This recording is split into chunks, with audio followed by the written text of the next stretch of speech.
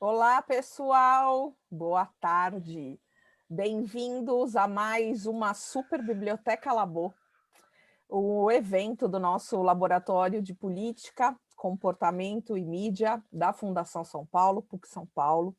Eu sou Andrea Kogan, assistente acadêmica do Labo, e como a gente já vem fazendo há algumas semanas, toda semana a gente convida, ou, enfim, as pessoas se voluntariam, também tem essa, um dos coordenadores, um dos nossos pesquisadores, mais especificamente de cada grupo de pesquisa, para falar de um livro, para falar de uma obra importante e para a gente bater um papo sobre esse assunto.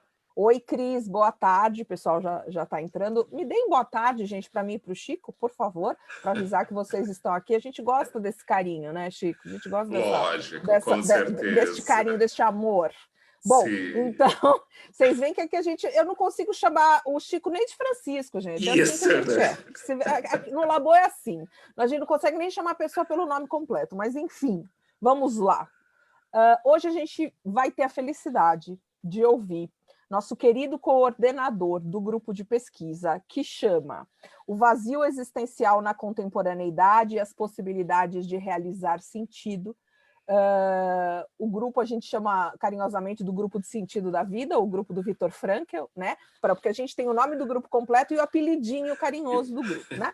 E nosso Muito. querido Francisco Carlos Gomes, coordenador do grupo, que vem fazendo um trabalho incrível desde o começo do ano e que vai continuar a partir agora, continuando nesse segundo semestre. Aliás, todas as informações sobre o grupo do Chico, todas as datas e tudo mais já estão no site do Labo, tá bom? Fiquem à vontade, tá lá. Inclusive, é bom lembrar, né, que as apresentações que o grupo fez no seminário Labo também estão aqui no Facebook para quem quiser se inteirar, porque eu acho que vale a pena também. Bom, o Chico escolheu hoje para falar sobre o livro Oscar, ou Oscar, depende da língua que você, do seu sotaque, e a Senhora Rosa, de Eric Emanuel Schmidt. Esse livro é um livro contemporâneo, né, que é um livro de 2002, Isso. super recente, e que é uma coisa muito bacana aqui no Labo, porque a gente fala desde Santo Agostinho, ou fala de filosofia grega, ou fala de Aristóteles, como a gente fala de um livro super atual do século XXI. E é isso que é interessante, porque o Labo faz essa discussão sobre o mundo contemporâneo, discutindo a sociedade que a gente vive, e isso é o principal. Como que vai ser a nossa dinâmica aqui, como sempre é nesses eventos da Biblioteca Labo? O Chico vai falar durante 20 minutos, meia hora, o tempo que ele achar necessário para discutir o livro, e enquanto isso eu vou pedindo para vocês colocarem os comentários, as observações e reflexões aqui ao lado, nos comentários, porque aí depois que ele acabar, eu abro para as perguntas. E quando eu digo eu abro para as perguntas, quer dizer, eu leio as perguntas que vocês colocam aqui, porque infelizmente não dá para a gente chamar ao vivo as pessoas para compartilharem, certo? Obrigada, Chico, com você. Olá, tudo bem? Boa tarde, né? Que bom estar aqui no Labo mais uma vez, né? Quero dizer que é sempre uma alegria, né, de poder também contribuir com essas ações, né, dentro do Labo. A questão que a Andrea já colocou do grupo de pesquisa, né, do vazio existencial na contemporaneidade, para quem tiver interesse, né, em pesquisar sobre essa questão do vazio, do sentido de vida, né, estamos lá aguardando você. Entre no site do Labo. Depois, assim, né, pensar nessa questão de gratidão mesmo, né, agradecer o professor Pondé sempre por essa possibilidade de compartilhar, né, essas informações, de trocar com vocês através desse veículo hoje, né, já muito conhecido no Brasil e fora do Brasil, o Labo, né, e também a Andrea Kogan, que, né, está sempre nessa coordenação, direção, e a gente fica muito tranquilo de fazer esses trabalhos com ela junto, né, da gente. Bem, o livro, né, aqui eu vou falar hoje, né, chama-se, eu vou usar esse sotaque que a André colocou, Oscar e a Senhora Rosa. Adorei, porque fica divertido, até porque se trata, né, de um livro em que fala sobre a questão da infância, né? Na verdade, eu faço um convite, um exercício a vocês, né, de poder acompanhar a fala de uma criança, né? E por que isso, né? Porque trata-se de um livro, e até anteriormente quero colocar isso também, né? A primeira vez que eu tive contato com essa obra, né, do Erich Emanuel Schmidt, foi com uma médica do Instituto da Criança, a doutora Silvia Macedo. Ela é responsável ali pela área, ela é diretora técnica, né, da área de saúde, de dor e cuidados paliativos. E olha que interessante, né, assim, pensar uma coisa que, num primeiro momento, né, muitos de vocês leram já esse livro, fala de uma criança que vai morrer. Né? Assim, geralmente é proibido falar desse tema, e particularmente quando a gente fala de uma criança. Né? E por que eu escolhi esse livro? Né? Porque, num primeiro momento, poderia ser uma coisa assim, né, muito mais difícil, muito mais pesada, né? Mas essa escrita, né, do Erich Emanuel traz, na verdade, um conto, né? Ele é um filósofo e dramaturgo que nasceu em Lyon, na França, né? Então, ele traz uma coisa que eu acho bem interessante para trabalhar com as questões ligadas a Viktor Frankl, né? Que eu vou colocar como pano de fundo para a gente depois discutir as questões que vão aparecendo, que seria o sentido do humor, né? E a tese do otimismo trágico. Né, do humor, porque vocês que já leram, outros que, né, terão acesso à leitura, é um livro muito divertido, a princípio, muito engraçado, né, assim, com personagens engraçados, e, mais uma vez, eu faço o convite para a gente poder ter esse olhar a partir da criança, né, que aí a gente vai entender melhor. Bem, então, de maneira geral, o livro fala, então, de um garoto, Oscar, que tem, né, Oscar e a Senhora Rosa, e vou explicar o Senhora Rosa também, né, o título do livro. Oscar é um menino que tem leucemia, né, e ele já mora no hospital há algum tempo. Só que ele faz um transplante de medula e não dá certo. Então, ele encontra, nesse período de hospital, a vovó Rosa. A vovó Rosa são aquelas senhoras, né, que nós encontramos nos hospitais, de jaleco rosa, são as voluntárias, né, que vão para o hospital para brincar com as crianças, para visitar as crianças doentes. E há uma sintonia muito grande entre Oscar e a vovó Rosa, que na verdade é a senhora Rosa, mas que ele apelidou e disse: não, você é a minha vovó Rosa. E aí há uma questão, outra, de fundamental importância, é que vovó Rosa ensina ao Oscar, né, se vocês lembram do que coloquei no início, Oscar tem 12 dias de vida. Então, ela passa ao Oscar, né, ela ensina ao Oscar a uma questão bem interessante. Assim, ela diz assim: olha, Oscar, a cada dia de vida seu corresponde a 10 anos. Né? E ele olha para ela e fala: como assim, 10 anos, né, cada dia? Então eu vou viver 120 anos, né?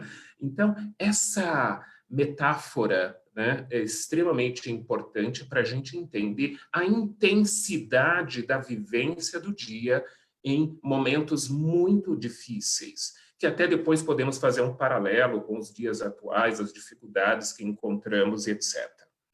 E ela também ensina ao Oscar a enviar uma carta para Deus, né? Um Deus mais humanizado, que Oscar olha e meio que identifica como se fosse um amigo. Né?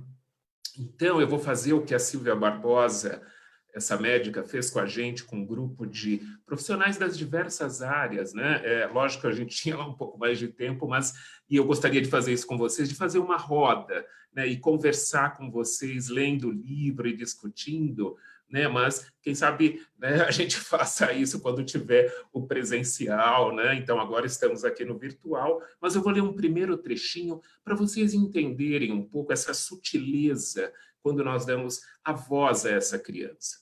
E diz mais ou menos assim: caro Deus, o meu nome é Oscar. Tenho 10 anos, toquei fogo no gato, no cachorro, na casa, acho que até fritei uns peixinhos vermelhos no aquário.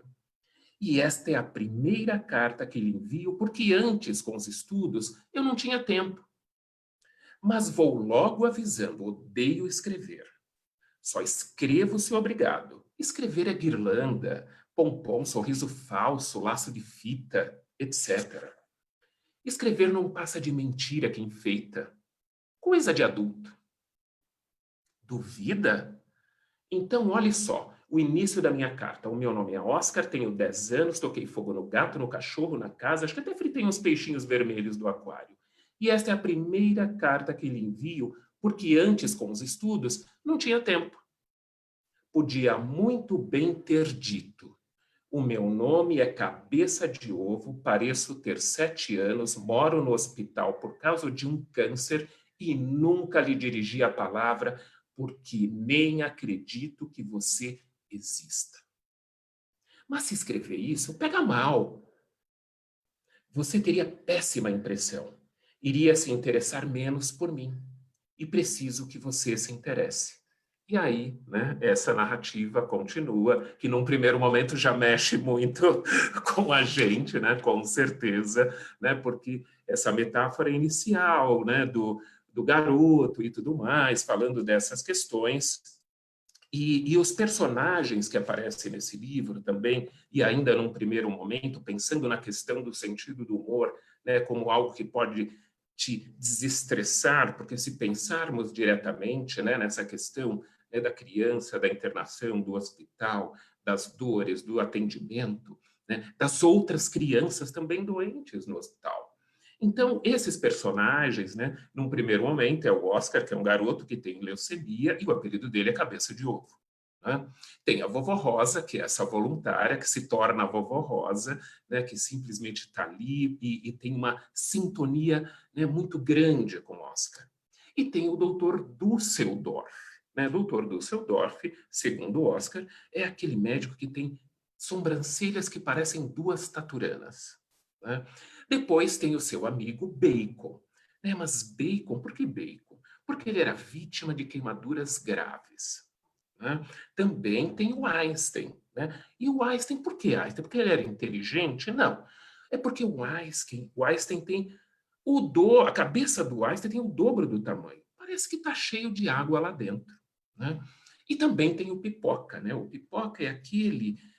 por que Pipoca? Porque ele é muito gordo. Né? Então estourou, encheu. Né? Então é o Pipoca, esse é o personagem. Né? E também temos a Peggy Blue. Né? A Peggy Blue é aquela menina azul, né? Porque ela tem uma doença com problema no sangue. E nessa trama toda que se desenvolve, né, nesse livro, né, também tem os seus pais que têm a dificuldade de falar, né, com o Oscar sobre a situação dele, sobre o que está acontecendo de verdade, né, porque imagine, se coloque no lugar dos pais que tenha que lidar com uma situação dessas. Né? E aí, nessa interação, vamos dizer assim, né, desses personagens, então, de fato, do que se trata o livro?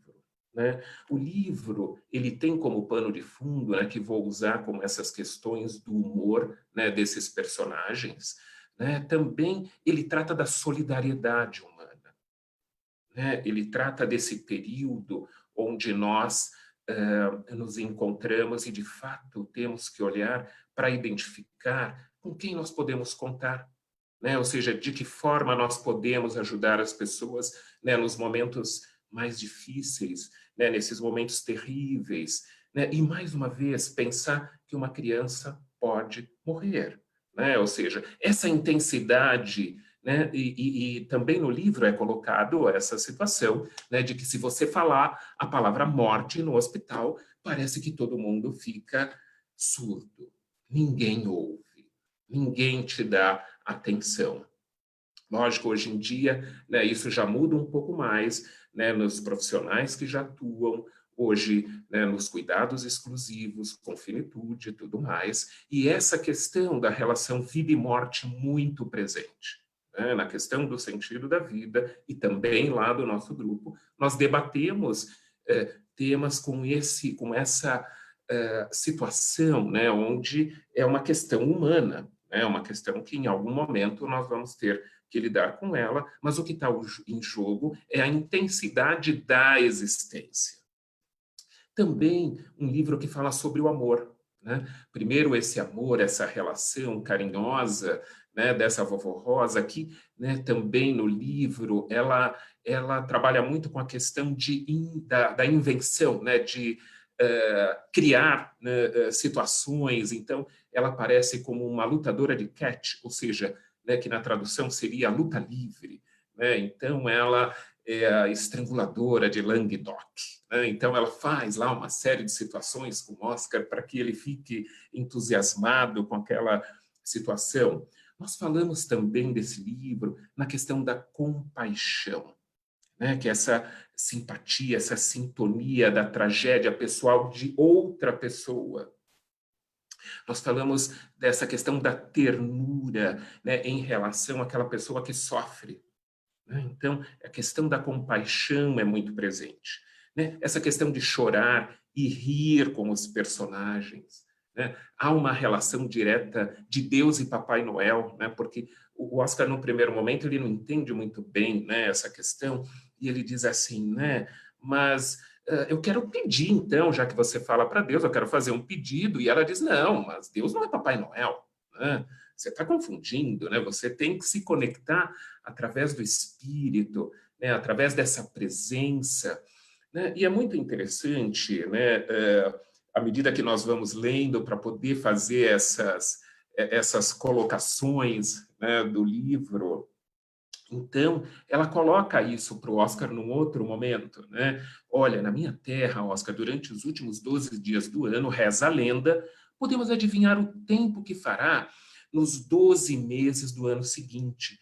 Basta observar cada dia para ter em miniatura o quadro do mês. O dia 19 de dezembro representa janeiro, o dia 20 fevereiro, e etc. Verdade? É uma lenda, a lenda dos 12 dias divinatórios. Que tal fazermos um jogo semelhante, você e eu? Enfim, sobretudo você, Oscar. Né? A partir de hoje, cada dia seu conta por 10 anos. 10 anos? Sim, um dia, 10 anos. Então, em 12 dias terei 130 anos. Porque a gente está falando de um garoto de 10 anos, mais ou menos, né? E ele faz essa conta. Já pensou? Vovó Rosa me deu um beijo, começou a tomar gosto nisso e depois saiu. Então, fala dessa interação, dessa relação em quem nós podemos confiar, né? E qual é o olhar que nós podemos ter diante de cada situação. Então, à medida que eu faço também uma analogia e trago o Viktor Frankl na questão do sentido do humor, né? Porque vocês viram os personagens, né? O Bacon, né? Quer dizer, no primeiro a gente dá risada, você fala, puxa, vítima de queimaduras graves, né? Meu Deus, que humor é esse, né? Mas é humor no sentido, né, de nos desestressar daquela situação, né? De lidar com aquela situação, e os personagens transitam muito bem nesse lugar. Né? Então, entender o humor como um fator de proteção para esse período é importante, inclusive para os dias atuais, né? Que nós observamos pessoas muito tristes, muito deprimidas, né? Assim, à beira, né, de um ataque mesmo, né? E essas pessoas não estão mais sorrindo, né? Elas não estão encontrando mais graça no viver, porque, lógico, né, tem lá uma tragédia, tem uma cena que modificou e mudou a vida de todo mundo, que não observávamos, né, não entendemos num primeiro momento que seria assim, né? Então, o humor ele tem uma função importante, né, que é a função, né, quase que protetora mesmo, né, do nosso sistema imunológico. Né? A nossa vida muda à medida que nós nos colocamos nesse lugar. E também, quando eu falo dessa questão da tese do otimismo trágico, né, novamente aquela ideia, né, do extrair o melhor daquela situação que é colocada. Né? A situação do Oscar, né, num determinado momento, era aquele o prognóstico, né? Ou seja, 12 dias de vida. Né? E essas situações ocorrem, né? Lógico que aqui é uma metáfora do livro, mas no dia a dia, né, mesmo professora e doutora Silvia, que trabalha no Instituto da Criança e lida com isso no dia a dia, né? Ou seja, fazendo medicações, acompanhando famílias, né? E fazemos, às vezes, grupos, situações como essa para lidar com essa potencialidade, né? E a gratidão do que é estar vivo, né? De aproveitar na sua essência esse lugar, né? E, mais uma vez, ser grato a cada momento que a gente acorda, né? E valorizar a existência. Acho que essa energia precisa estar presente sempre, e particularmente, né, em períodos como esse que vivemos, né?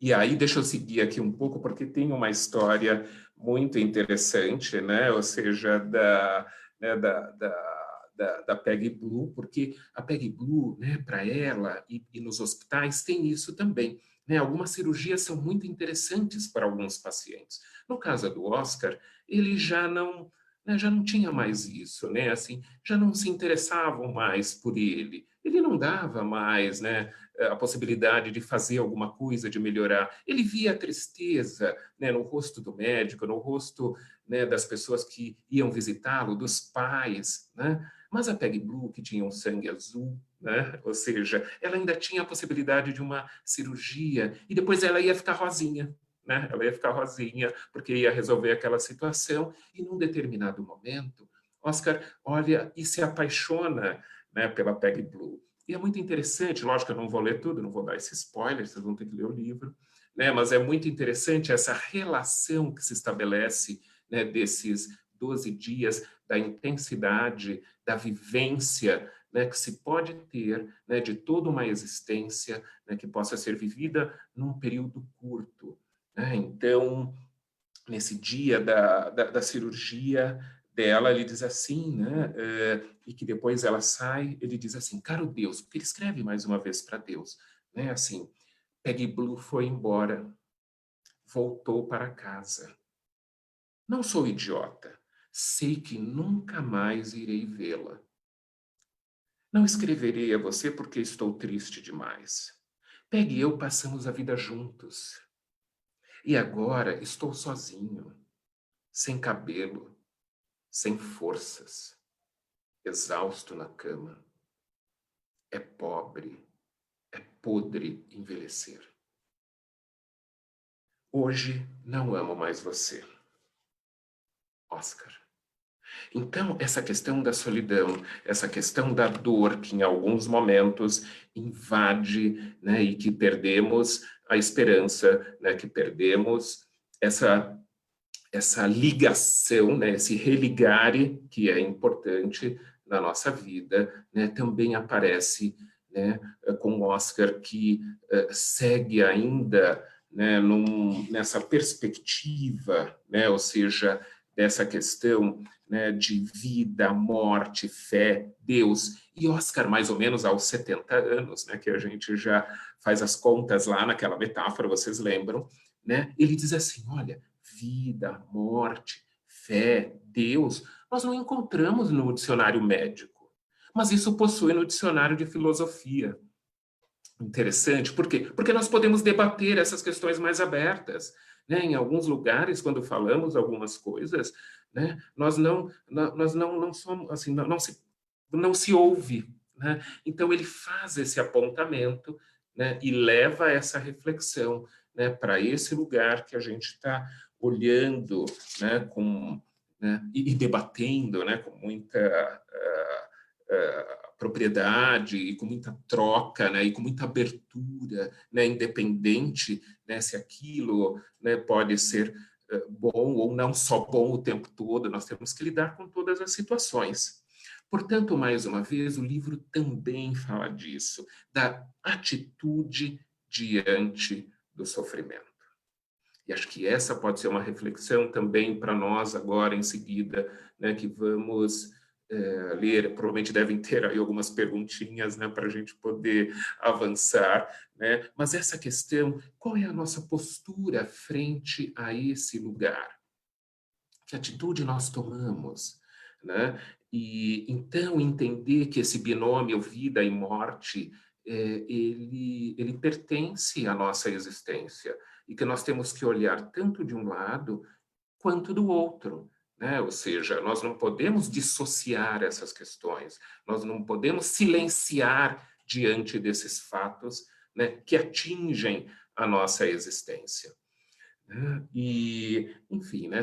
Vocês sabem que se deixar, eu vou, né, seguindo aí a toda no livro, mas eu quero finalizar com mais uma fala, né, do Oscar, para a gente poder, então, né, fazer algumas reflexões acerca, né, tanto do conteúdo do livro, né, aí a gente tem um tempinho maior para fazer um bate-bola, que acho que isso é que é legal, né? Depois vocês vão lá e leem o livro mais gostoso e a gente poder conversar a respeito, né, trocar, que acho que isso é fundamental. Então, mais ou menos ali, o Oscar chegando aos seus 100 anos, né, ele diz assim, hoje tenho 100 anos, como vovó Rosa. Durmo muito, mas me sinto bem. Tentei explicar aos meus pais que a vida é um presente estranho. No início, superestimamos esse presente. Imaginamos ter ganhado a vida eterna. Depois, subestimamos, achamos uma porcaria. Curto demais, até seríamos capazes de jogá-lo fora. Enfim, nos damos conta de que não era um presente, mas sim um empréstimo. Então procuramos merecê-lo. Aos 100 anos, sei do que estou falando. Quanto mais envelhecemos, mais devemos mostrar gosto para apreciar a vida. O refinamento deve ser crescente. Qualquer boçal pode desfrutar a vida aos 10 ou 20 anos, mas aos 100, quando não podemos mais nos mexer, é preciso usar a inteligência.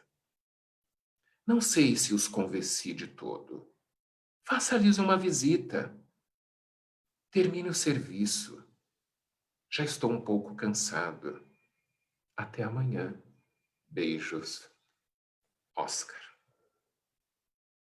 Então, eu gostaria de terminar, né, essa pequena fala desse livro, para que a gente tenha um tempo, né, um pouco maior, né? Poderia ficar nos personagens e falando e tudo mais, mas acho que aí a gente tem um tempo melhor para poder trocar, então, essas impressões, né? Ou seja, é um livro, é muito interessante, em alguns momentos... deixa eu fechar aqui. Em alguns momentos, eu tive a oportunidade, né, com grupos, particularmente, né, alguns deles de profissionais de saúde, religiosos, né, ou seja, trazer essa discussão à baila. E outro dia, um aluno e amigo, um padre, ele olhou lá essa live que estava lá, né, o post, e ele disse, ai meu Deus, lá vamos nós lá chorar de novo, rir, chorar dessa situação. Ai, ai, ai. Ai, ai, ai.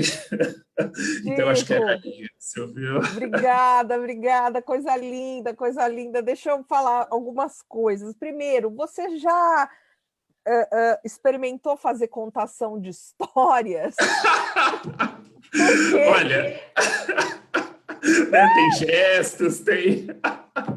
não, a tua voz, a maneira que você vai falando, tanto, eu acho que tanto para gente que fica olhando assim, hipnotizada e concentrada na história, quanto para criança, contar a história para criança. Sim, Eu acho que você sim. está com tempo disponível na pandemia, acho que você pode Nossa, investir nessa nova investir carreira. nessa nova carreira. Que bom, né? Ele Tem um vai me matar, jeito. gente, vai me matar. Tá bom, Isso. mas aí eu queria te falar uma coisa. Você falou, e como é muito interessante como os grupos do Labô se conversam. Mesmo a gente não trabalhando, vamos dizer, pesquisando todos os dias juntos, mas a gente se conversa. E quando você fala da morte, eu queria falar duas questões. Quando você fala da morte, e do medo das pessoas de falarem sobre isso, embora hoje a gente vê mais cursos sobre finitude, sobre cuidados paliativos e tal, no Labô a gente criou um grupo de pesquisa sobre morte e pós-morte. No começo do ano começamos com vocês também, né?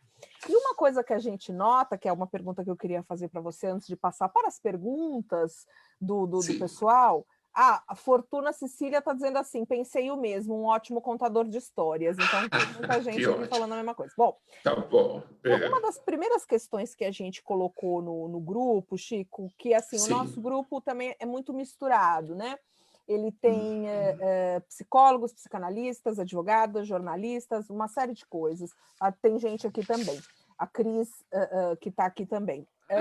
E aí, o que é interessante que a gente colocou no primeiro encontro, as pessoas têm tanto medo de lidar com essa situação de morte, de doença, de finitude, de cuidados paliativos, que elas evitam até citar ou falar o nome. E aí, por quê? Porque parece que é alguma coisa contagiosa. É isso que você sente? É isso que a gente pode definir? O que você acha disso? Assim, né? Primeiro, obrigado por essa contribuição, né? Para a gente poder falar e seguir nesse tema, né? Porque a questão do estigma, na verdade, né? Do tabu, né? Que se encontra, a questão da finitude, até no Labor de Inverno, né? Coordenei lá uma mesa, né? Um seminário, e foi muito interessante, né? Dessa questão que apareceu, né? Da velha senhora, né, da morte que está aí, e assim, até citando alguns autores, que até tenho aqui o Becker, né, que fala da questão da negação da morte. E coincidências ou não, Daniele vai estar na próxima Biblioteca Labor semana que vem falando sobre a negação da morte do Becker. Opa, olha aí, ó, já fazer propaganda para ela. Já faz a propaganda da Dani, né? Perfeito, Dani, semana que vem, gente. Vamos lá. Não foi combinado, que o Chico nem sabia. Exatamente, né? Mas está tudo conversando, tudo como certo, você disse. Né? Então, esse medo e esse tabu é que, assim, né, havia uma sensação, né, e às vezes algumas pessoas ainda pensam isso, que se a gente falar sobre esse tema, a gente atrai. Essa é a questão. Uma assim, superstição, é uma superstição. Exatamente. A coisa vai muito nessa linha, né, no sentido, assim, de até pelo próprio desconhecimento, e eu acredito que essa live vai ser bastante interessante para poder esclarecer mais isso, né? Ou seja, a questão da negação desse processo que é absolutamente natural, né? Assim, que vai acontecer com todo ser vivo. Olha que coisa interessante. Olha, né? Algo que spoiler, nossa, né? Exatamente. Eu tive uma vivência muito interessante no ano 2000, André, aquelas coisas que a gente vai, né, assim, descobrindo à medida que a gente vai conversando nos grupos. Eu fiz uma vivência com índios zapotecas no México, né, de viver um mês com os índios trabalhando essa questão da finitude, né? Então, ali na região de Oaxaca, no México, onde a festividade de Dia de Muertos é uma festividade muito interessante, né, em que a comunidade ela já vivencia tudo aquilo, a cidade vivencia essas cenas, e tem coisas também muito ligadas ao sentido do humor nisso tudo, né? Você vai, né, num café, pedir um café, o açúcar é uma caveirinha, assim, de açúcar, né? Você coloca. Adoramos.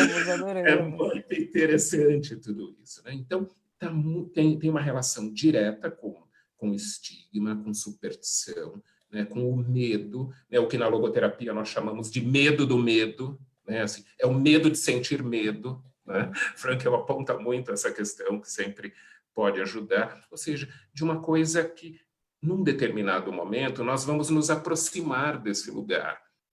E mais uma vez falando, né, assim, seria, na verdade, né, quando a gente fala da morte de uma criança, até tem um outro livro de uma amiga, eu sempre gosto de dar também uma colocar, né, assim, chama-se O Pequeno Médico, né, da Graziella, né, Giglioli, em que ela escreve, é o filho dela, o Alê, né, assim, que teve também um câncer, e ela conta toda a história, aí sim uma história concreta, real, com detalhes, né, que a gente pode até pensar como algo antinatural, né, porque se espera que os mais velhos vão morrer primeiro, né, depois, eu sempre brinco, né, os mais velhos, ali, os avós, né, depois a tia chata ou tio chato, né, depois os pais, né, os pais não podem vir antes dos...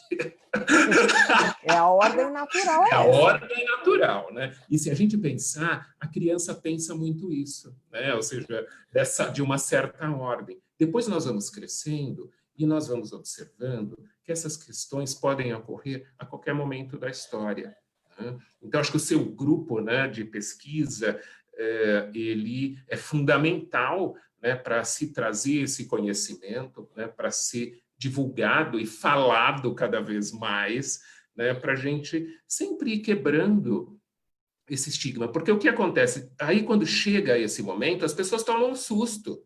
Elas dizem assim, gente, mas isso acontece. As pessoas Aí vai ficam acontecer, doentes. elas ficam Gente, peraí, doentes. mas o povo fica doente? Exatamente. E como psicólogo, eu trabalho muito, né, com pacientes que passam por essas situações, às vezes atendimento hospitalares também, né, dessas questões todas, né, e é justamente isso, uma espécie de um susto, né, como se não soubesse, né, que ou é um pouco essa questão do não querer ver, né? Então acho que cada vez mais nós temos que falar sobre a temática, traduzir e explicar isso para as pessoas, né? E é lógico, eu vou puxar um pouco a sardinha para o meu lado, né? Assim, para quê? Para verificar a intensidade do sentido da vida. A Perfeito, sim. intensidade do sentido do viver, né? Porque enquanto estamos aqui, é isso que está em jogo, a nossa existência. Mas uma existência digna, uma existência plena, não uma existência a qualquer custo. Perfeito. Chico, você também fala, tem um monte de pergunta, mas, gente, agora vou falar, não vou fazer uma pergunta, vou fazer só mais uma observação. Já que eu estou aqui mesmo, a prioridade é minha. Não, estou brincando, gente, já vou falar para vocês. Que é uma coisa super importante que o Chico falou, que é a questão do humor. E no judaísmo, Chico, o humor não é só proteção, como o Viktor Frankl, enfim, como todo o raciocínio dele judaico. No judaísmo, o humor é sobrevivência. Sobrevivência. Essa eu vou anotar. É fundamental. O humor é sobrevivência, entendeu? A gente consegue tirar sarro até do horror, porque isso faz a gente sobreviver. Né? Então, é isso. Bom, mas deixa eu ir para as perguntas, senão as pessoas vão começar a ficar bravas comigo, gente. Gente, eu vou ler tudo, não tem problema. A Alexia, nossa querida Alexia, que está sempre aqui, ela fala o seguinte, a realidade é muito dura. Só de escutar o professor falar dá um mal-estar, um medo. Será que a capacidade de enfrentar, sentir a situação de morte para uma criança é de um adulto? Aí ela complementa. Eu quis dizer, se a criança enfrenta do mesmo jeito que um adulto enfrenta a situação da morte? Olha, vou falar um pouco, né, da literatura e um pouco da minha experiência pessoal, né, em alguns atendimentos conjuntos com médicos em situações semelhantes, né, ou seja, o que nós vemos, e até mesmo aparece aqui no conto do livro, né, assim, às vezes, lógico que a criança sente, sem dúvida nenhuma, ela sabe o que está acontecendo. E, às vezes, ela consegue, olha que coisa, às vezes ela consegue lidar melhor que os adultos.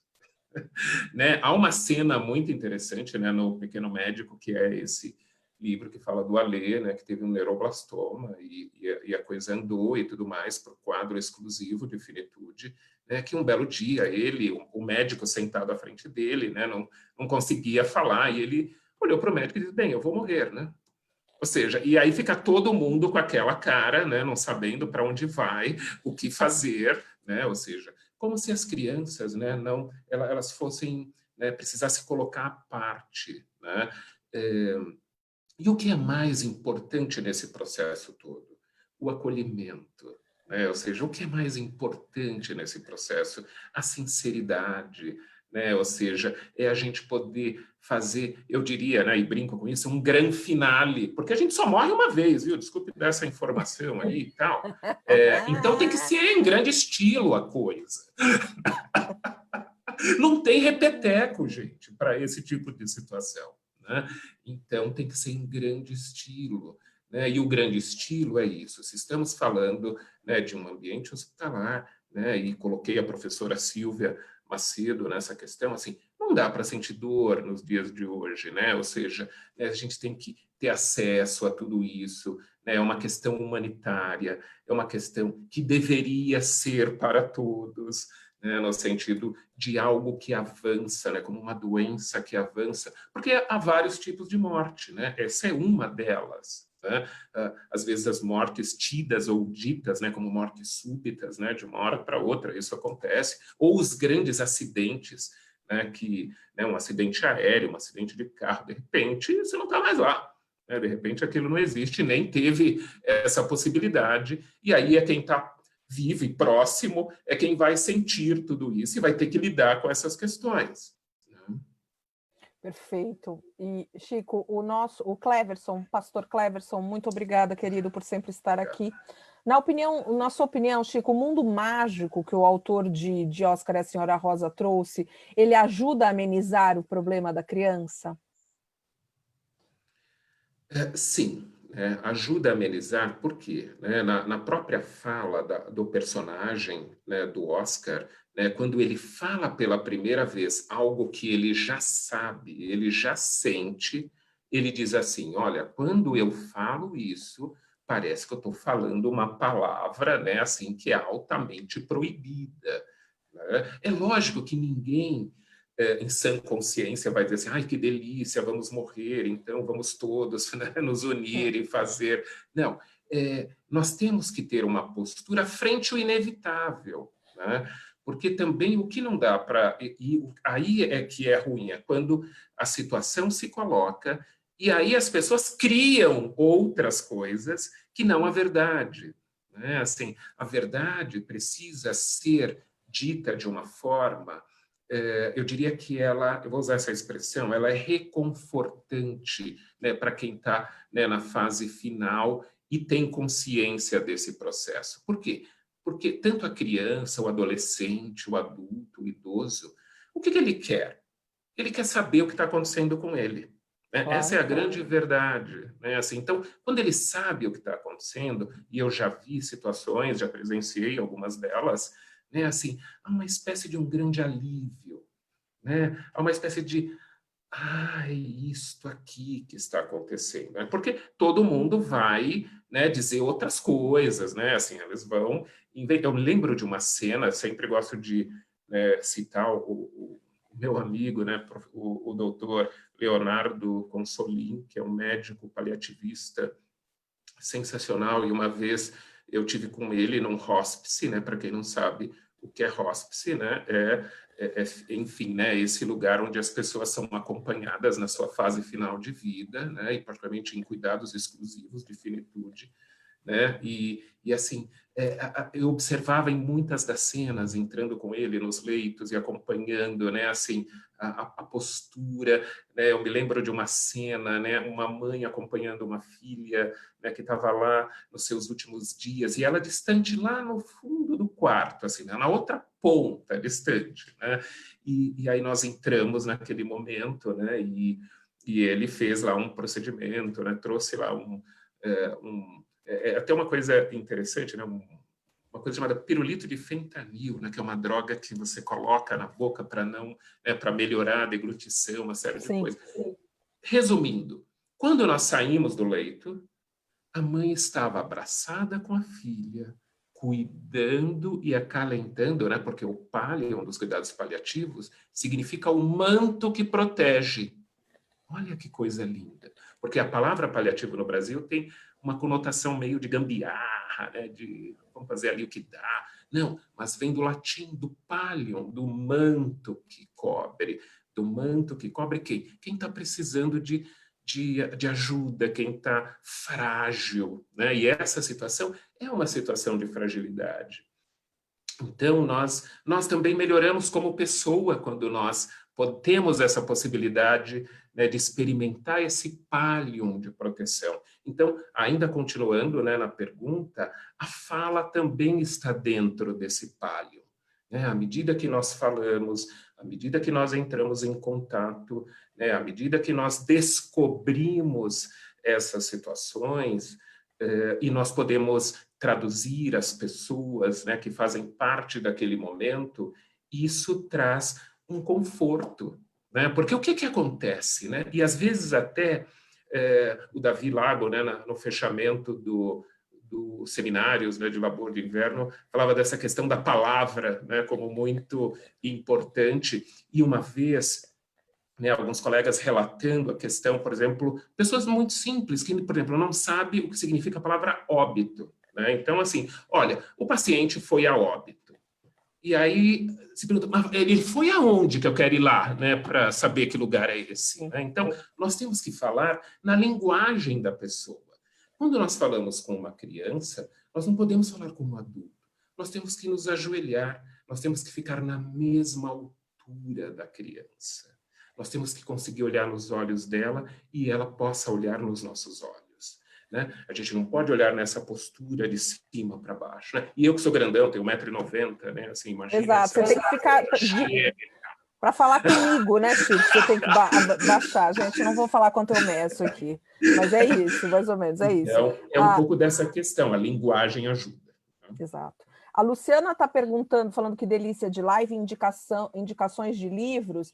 Luciana, no site do Labo, dos grupos de pesquisa, tanto no grupo do Chico sobre o vazio existencial na contemporaneidade, quanto no grupo de estudos de morte e pós-morte, você vai encontrar uma bibliografia riquíssima sobre esse assunto, tá bom? Bom, a nossa querida Kelma, querida. Kelma Maziero. A gente te adora, Kelma. Ela pergunta o seguinte: em que medida o culto à felicidade no contemporâneo pode nos afastar de enfrentar a realidade, principalmente no reforço da superstição em relação à morte? Bem, além dessa questão do culto à felicidade, né, nós vivemos, ou seja, assim, na verdade, totalmente, né, porque assim, ninguém pode parecer triste. Ninguém pode demonstrar tristeza, né? Até o momento que nós estamos vivendo agora, assim, em algum momento a gente vai ficar triste, gente. Desculpe dar essa notícia a essa hora. Né? Quem não teve uma crise de choro ainda, exatamente, né, quem ainda não teve, né? Assim, como diria uma tia minha, é porque não contou. É verdade. É que não está sendo honesto. Não está sendo honesto, né? Verdade, então, essa questão do culto à felicidade a todo tempo, né? Ser feliz 24 horas, né? A sociedade do espetáculo, né? Que nós vivemos, que temos que ser jovens o tempo todo, né? Assim, na verdade, isso é uma grande mentira, né? Ou seja, a vida não é assim, a vida concreta, a vida real, ela não é desse jeito. E aí, sim, isso atrapalha. Porque quando as pessoas precisam, então, entrar em contato com as questões existenciais, elas não sabem fazer isso. Né? Até fazendo um paralelo, né, bastante interessante a gente ver isso, né? O Brasil é campeão de cirurgia plástica. Por que é campeão de cirurgia plástica? Né? Porque é um pouco isso, ninguém pode envelhecer. Não que lá um dia você vai lá fazer uma coisinha, tudo bem, está liberado, gente, não é essa coisa assim. Né? Não estamos julgando ninguém aqui. Não estamos julgando ninguém, né? Mas aquela questão que, assim, eu já me transformo num outro ser, né? Que nem eu mesmo me reconheço quando olho, né? Então, esse é o grande problema, né? Esse culto à felicidade 24 horas, que é diferente de precisamos viver momentos felizes, isso sim, né? Mas essa ditadura da felicidade, ela mais atrapalha do que ajuda nesses momentos. Chico, eu vou fazer uma última pergunta, já são 10:50, depois eu vou fazer vou ler até alguns outros comentários finais, mas aí, nesse momento que a gente está vivendo agora, desde março, com o número de mortes que a gente tem recebido todos os dias, eu acho que, enfim, pelo menos na minha realidade, todos nós, assim, perto, a gente conhece gente que perdeu familiares ou morto, enfim, que estão sofrendo, enfim, vários momentos de tristeza e de luto, né? Você acha que o que a gente está vivendo agora é uma espécie de um luto coletivo, de uma vida que a gente viveu e não está vivendo agora? E como é que a gente pode usar até o Viktor Frankl e tudo mais para a gente encarar essa nova realidade? Ótimo, né? Essa pergunta, ela é maravilhosa, né? Porque primeiro, né, até entrando nessa questão da sociedade de espetáculo, né, nós temos, né, a contabilização disso tudo sentado na poltrona, né, né, bebendo ali alguma coisa, né, e as pessoas vão recebendo aquelas notícias, inclusive algumas pessoas dizendo assim, gente, eu não aguento mais, né, eu não aguento mais ligar o noticiário, eu não aguento mais né, ver isso todo dia e dessa forma como é colocada essa contabilização. Essa é uma questão. A outra questão, e que ainda é mais complicada, que é a subnotificação no nosso país, né? Ou seja, que esses números, na verdade, que já nos assombram, na verdade não são esses números, né? São outros números piores, né, do que esse. E aí, obrigado por essa questão, porque aí eu posso falar, então, da questão do que apontei no início aqui da nossa live, né, de um texto que o Frankl, na verdade, uma palestra que ele fez em 1984 na Alemanha. É interessante, né, porque o Frankl foi um daqueles sobreviventes de 4 campos de concentração, né, incluindo Auschwitz. E uma das coisas que ele fez, né, quando ele recuperou as forças, foi dar uma palestra na Alemanha. E as pessoas não entenderam nada, assim, naquele momento. Como você vai lá fazer aquilo? E ele, o Frankl já colocava isso, de não acreditar na culpa coletiva, né, porque também existia ali toda uma máquina funcionando, né, que iludia as pessoas, e isso também ocorre hoje, né, a gente não tem todas as informações corretas sobre isso tudo. E o Frankl, então, ele vai dar essa palestra, essa aula, que aparece em 2 livros dele, né, no Em Busca de Sentido, e também no outro livro, Sofrimento Humano, que é a questão da tese do otimismo trágico. O que é legal disso no Viktor Frankl? Eu, particularmente, né, você me conhece, sou fanzaço, né, do Viktor Frankl. Por quê?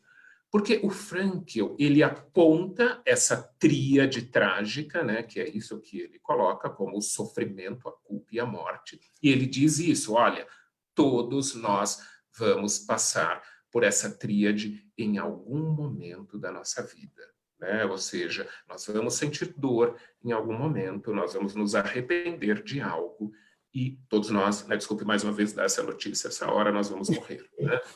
A gente está Então, aqui, infelizmente, quebrando paradigmas, dando uns paradigmas, spoilers. né, desses spoilers da vida existencial, né? Então, o que acontece, né? O Frankl aponta, então, uma saída, que acho que essa é a questão para a gente poder olhar a nossa vida hoje, né? Ou seja, e que vem dessa questão do optimum, né? Ou seja, do extrair o melhor, né? Ou seja, o que eu tenho que extrair de melhor do sofrimento, né?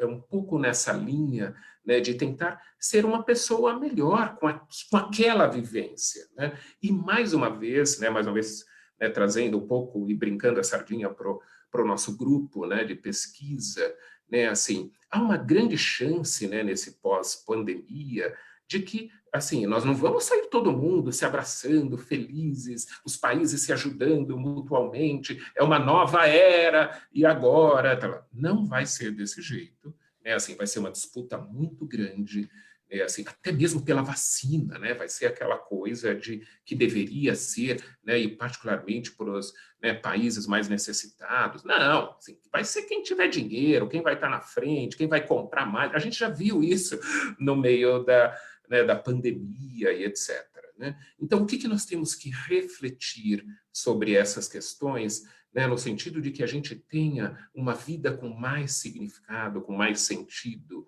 né? Nós temos que, então, olhar essa tríade, né, e identificar o que nós podemos aprender, como é que nós podemos sair daí. Ou seja, é uma necessidade. Por quê? Porque a realidade ela vai aparecer de uma forma muito brutal. E como psicólogo, né, posso colocar isso, a questão dos distúrbios mentais, né, que vão aumentar em grande dose nesse período. Né? Assim, nós vamos precisar cuidar das pessoas. Primeiro, num autocuidado, quando possível, quando consigo, né? E depois auxiliar as pessoas, pelo menos mais próximas, né? Então, eu sinto que o Frankl pode nos ajudar nessa perspectiva, né? Que ele une essas duas palavras que eu acho ótimo, né? Assim, otimismo trágico, ou seja, é um otimismo diante da tragédia que se coloca na vida. E estamos vivendo em tempos de tragédia, né? Em tempos de pandemia, em tempos de desorganização, né? Então, nós precisamos olhar tudo isso, nós precisamos, de fato, né, assim, entender que podemos até sair piores enquanto sociedade e que nós vamos precisar, então, desse olhar como um antídoto né? E aí essa fala dele vem como uma espécie de antídoto, né? Para que eu possa olhar com esse olhar de crescimento, com esse olhar de ajuda e fazer isso que nós estamos fazendo aqui no Labo, né? O que nós estamos fazendo no Labo? Nós estamos, né, traduzindo aquilo que a academia produz para que as pessoas tenham acesso, né? Então, mais uma vez, a palavra, quando é traduzida para que todos possam ter acesso, e essa era uma fala do Frankl, ele dizia assim, olha, se a pessoa simples não entendeu o que eu estou falando, então está errado. Né? E é isso que a gente está fazendo aqui. Nós falamos sim também para a academia, nós temos profundidade, bibliografia, só olhar lá a nossa bibliografia densa, tem que ler, muitas vezes em outro idioma e etc., mas o que nós fazemos? Nós fazemos uma tradução, né? Uma tradução para que todos possam entender essa mensagem e que possam, então, melhorar o seu entorno, porque só assim nós vamos ter uma saída digna como sociedade, né? Como grupo, né? Como pessoa. Né? É isso, e eu acredito plenamente, né, nessa linha, e é a linha que eu sigo, né, no sentido de enfrentar, né, todas essas tragédias, né, e quando eu digo não só os fenômenos naturais, mas na maioria das vezes das pessoas que se identificam com aquele lado lá, que eu tenho que destruir, que eu tenho que levar vantagem, né, que eu tenho que ser melhor que o outro. Né? Então, eu acho que assim, é um chamado que nós temos para essa reflexão, né? Assim, e é lógico, eu poderia me estender mais, mas sim, sei que estamos chegando aqui no nosso tempo. Olha, né? Chico, eu vou usar uma palavra, eu vou usar uma expressão que a Flavinha, nossa super... Flavinha está aí, que ajuda a gente, que é a dona do Oflates, junto com o Heraldo e tudo. Sempre quando alguém... Ontem a gente teve uma outra aula com o pessoal de Portugal, enfim, algumas coisas, mas aí quando acaba, a Flávia fala assim, Andréia, rolou uma lagriminha de emoção? Porque aqui rolou. E aí a gente sempre fala, tem horas que a gente fica... Então, a maneira que você fala é muito emocionante, porque você consegue realmente traduzir tanto os sentimentos quanto a verdade do Labo, eu acho. Isso é maravilhoso, e a gente vê que a gente está no caminho certo. Ó, a Flavinha já deu um oi aqui, é ela mesma que a gente faz isso, a gente ainda está mais emocionada nessa pandemia, né? A gente fica mais emocionado. Bom, mas antes de falar algumas coisas, eu queria avisar o seguinte, antes de vocês começarem, mas já acabou, mas Chico, eu queria dar outro spoiler aqui, que no dia 28 de julho, atenção, às 5 horas da tarde, o professor Francisco Carlos Gomes dará uma aula aberta, aí atenção, gente, vai precisar de inscrição, que vai se chamar Sentido de Cotidiano no Campo de Concentração. As inscrições estão abertas, a gente nem abriu a inscrição e já tem gente inscrita, sabia, Chico? Como isso aconteceu? Uau! Você depois vai ter que explicar para o Gerson. Explicar, né? Porque na sexta-feira ele falou, Andréia, já estão começando a se inscrever para a aula do Chico e a gente nem abriu a inscrição ainda. Eu falei, sensacional. Que ótimo. Que ótimo. Então, assim, gente, aguardem na semana que vem. Bom, quem quiser já se inscrever, já fica à vontade, porque agora também já falei. Depois o Gerson me mata, mas tudo bem. Né? Enfim. Mas, olha, aula aberta viva. Então, assim, o Chico sempre vai estar conosco, porque além de coordenar, ele dá aula aberta, enfim, temos o fã-clube do professor aqui presente. Então, eu queria agradecer as pessoas que estão aqui, Chico, que eu vou falar para você que estão batendo palma, que estão te agradecendo, que estão falando que você é o máximo. A Marta Avelar, a Flavinha, a Valéria César, Marta, sim. o Graham Edwin, a querida Kelma, que falou que rolou lagriminha, sim. Tá? Para mim também, viu? Para mim também. A Luciana Abate, a querida Alexia Lourenço, aí, olha...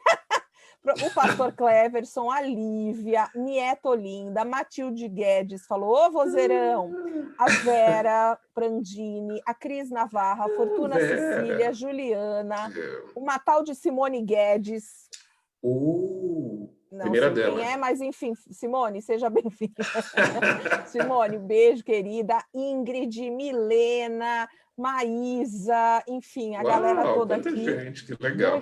Muita gente, fora as palmas e tudo mais. Essa live vai ficar gravada Eu agradeço demais ao Chico por fazer parte do Labo e por compartilhar tanta coisa bacana com a gente, viu?